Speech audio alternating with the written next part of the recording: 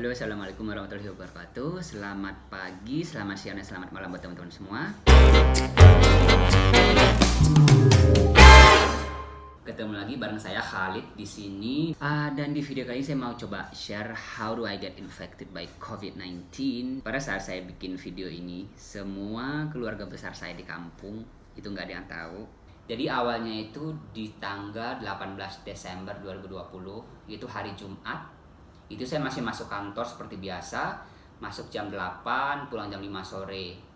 Kemudian hari Sabtu, hari Minggu itu saya stay at home, nggak kemana-mana karena emang dari kantor ngelarang semua karyawan untuk berkeliaran seperti itu, untuk menghadiri keramaian, kerumunan itu nggak boleh sama sekali. Jadi diusahakan weekend pun kita harus tetap stay at home seperti itu. Jadi pada saat itu tanggal 21 sampai tanggal 27 itu saya cuti tahunan. Dan hari Seninnya itu saya nggak kemana-mana sih sebenarnya, nggak kelayapan juga. Cuman saya ke Indomaret, saya sholat ke masjid dan juga saya ke warteg buat beli makan siang waktu itu. Sama di hari Selasa juga saya lebih banyak di kosan, istirahat seperti itu. Ke warteg hanya untuk beli makan siang aja, bungkus kemudian makan di kosan. Kemudian hari Rabunya itu sama, siangnya juga saya ke warteg buat beli makan. Nah, hari Rabu sore itu saya coba olahraga seperti itu supaya berkeringat seperti itu. Saya olahraga, saya skipping, saya jogging, saya juga latihan pakai raket training seperti itu untuk melatih pergelangan tangan. Dan yang saya rasain pada saat hari Rabu sore itu, saya kayaknya lebih memaksakan diri gitu loh. Jadi saya udah capek, tapi saya tetap paksain buat latihan olahraga seperti itu. Saya juga latihan gerakan kaki supaya bisa lebih cepat ngejar bola. Dan hari Rabu malamnya itu saya ngerasa badan saya mulai panas seperti itu. Saya mulai panas badannya dan saya sempat ukur seperti itu beberapa kali. Dan di sini saya ngerasa panasnya itu naik turun teman-teman. Jadi semalaman itu saya nggak bisa tidur sama sekali. Di pemeriksaan pertama itu temperatur badan saya itu 37,5 kalau nggak salah. Kemudian naik ke 37,7. Kemudian saya periksa lagi, naik lagi ke 38,4 dan naik lagi ke posisi paling tinggi temperaturnya itu di 38,8. Nah itu udah panas banget, saya ngerasa udah panas banget, keringetan, pusing, lemas juga. Dan itu saya nggak ngomong ke siapa-siapa, saya cuma stay di kamar aja seperti itu.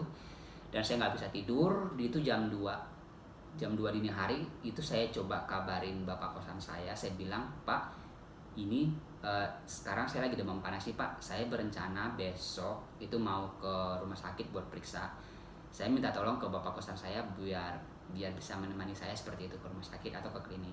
Nah keesokan harinya itu sekitar jam 8 pagi itu bapak kosan saya datang nyamperin ke kamar buat menemani saya untuk ke klinik gitu berobat. Nah akhirnya saya ke klinik tuh bareng sama bapak kosan, diperiksa sama dokternya, saya ditanya-tanyain keluhannya apa. Kemudian di hari itu juga saya meminta untuk dicek seperti itu darahnya biar lebih real seperti itu, saya kenapa nih dengan badan saya seperti itu. Akhirnya saya dikasih rujukan untuk cek darah ke salah satu rumah sakit yang ada di kota Cilegon. Akhirnya itu hari Kamis tanggal 24-nya itu sore itu hasil cek darah udah keluar dan saya sama bapak kosan saya konsultasi lagi ke klinik. Di sini saya bakalan ngasih lihat ke teman-teman semua hasil cek darah saya, dan di situ teman-teman bisa lihat di bagian bawah, di bagian pemeriksaan bidal itu kan ada TP, para-TP seperti itu, dan ada satu yang nilainya itu tidak negatif, artinya ada nilainya seperti itu. Kalau nggak salah saya itu di bagian para-TP BH kalau nggak salah, itu ada nilainya 1/160. Nah dari situ dokter akhirnya memvonis saya itu mengalami yang namanya gejala tipes. Jadi bukan positif tipes ya teman-teman, masih gejala seperti itu. Akhirnya saya dikasih obat, saya disuruh pulang seperti itu, saya disuruh banyak istirahat, dan saya juga disarankan untuk banyak minum air putih seperti itu teman-teman. Dan saya juga disarankan untuk minum jus jambu biji. Jadi akhirnya sebelum pulang itu saya ke Indomaret dulu, itu saya beli jus, bukan jus ya, saya beli buah vita teman-teman, buah vita jambu biji, dan itu saya beli banyak sekalian, sama saya beli Beer Brand juga buat jaga-jaga seperti itu. Ya udah akhirnya saya balik tuh ke kosan istirahat, dari hari Kamis, Jumat, Sabtu, Minggu seperti itu saya stay di kosan aja, lemes, nahan sendiri, nggak ngomong ke siapa-siapa. Hari Minggunya saya ngomong ke atasan saya karena hari Seninnya kan saya udah harus masuk kantor nih.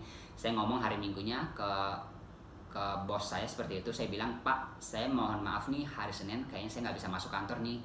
Saya kena gejala tipes. Hari Kamis tanggal 31 Desember akhirnya saya dapat undangan dari kantor untuk melaksanakan rapid test di kantor. Ya udah, saya datang dan pada saat itu sebenarnya kondisi badan saya udah lebih baik dari 2 hari sebelumnya, dan badan saya juga udah nggak demam panas lagi karena saya udah minum obat dari dokter. Di samping itu saya juga minum ada racikan seperti itu teman-teman. Jadi ini saya dikasih tahu sama teman saya.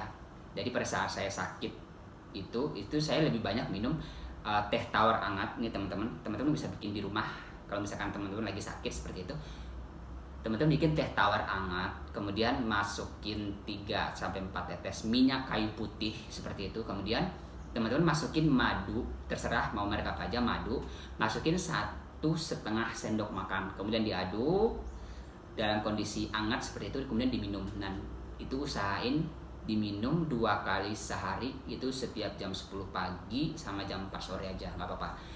Kemudian di samping itu karena saya mengalami gejala tipes, saya juga membiasakan diri minum pil cacing seperti itu. Saya beli di apotek sendiri. Jadi selain obat dari dokter, saya juga minum obat cacing seperti itu. Ya udah, akhirnya hari Kamis itu 31 Desember 2020 saya di rapid test dan hasilnya reaktif. Oke. Dan di situ saya cukup kaget sih dengan hasilnya. Pada saat itu saya ngerasa badan saya udah jauh lebih enakan seperti itu, dan saya selama ini hanya menyadari seperti itu bahwasanya saya itu penyakitnya gejala tipes seperti itu. Nggak ada indikasi ke arah COVID-19. Kayak indera penciuman saya hilang, kayak lidah saya mati rasa, itu saya nggak ngalamin sama sekali. Kayak sesak napas, kayak gitu saya juga nggak ngalamin sama sekali. Jadi saya masih positive thinking. Saya masih positive thinking bahwasanya saya kemungkinan besar tidak terinfeksi COVID-19, tapi hanya mengalami gejala tipes saja seperti itu.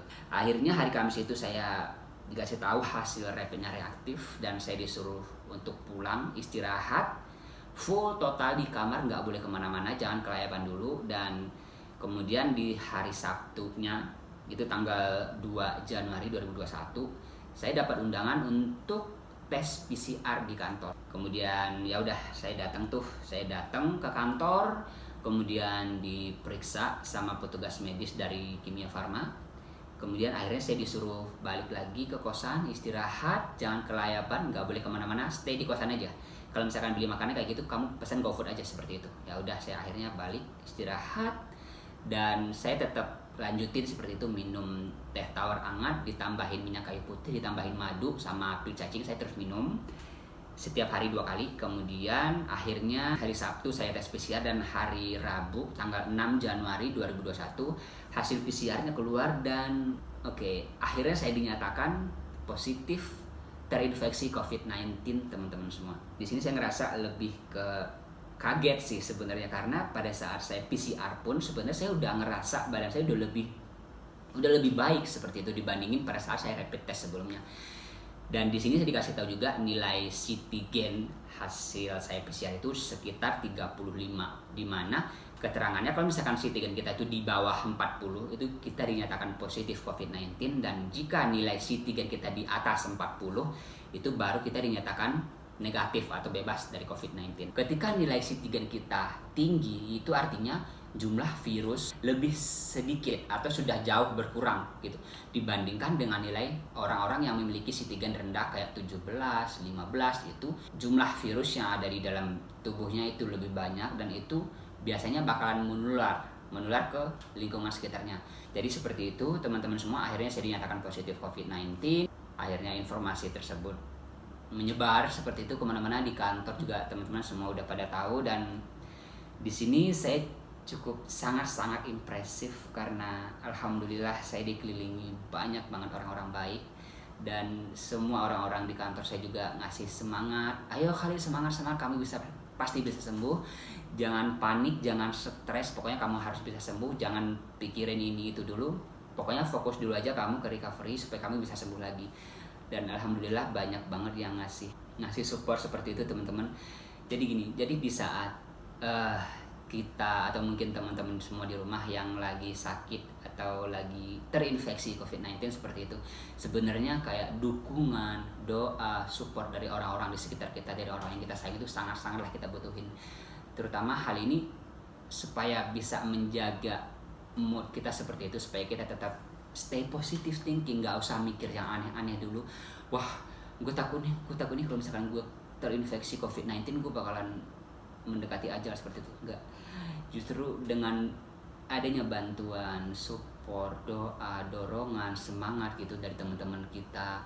Jadi ini sebenarnya sebagai pemicu gitu ya, sebagai pembakar semangat untuk kita-kita yang mengalami COVID-19 ini untuk bisa terus berjuang seperti itu, nggak panik, nggak stres, supaya kita juga tetap stay bahagia seperti itu, stay happy aja, jangan sampai kita stres, karena itu juga justru bakalan memperburuk kondisi teman-teman semua seperti itu. Dan sebagai informasi aja, hari ini pada saat saya bikin video ini di tanggal 9 Januari 2021, ini saya masih isolasi mandiri teman-teman. Jadi saya belum dinyatakan sembuh dari COVID-19.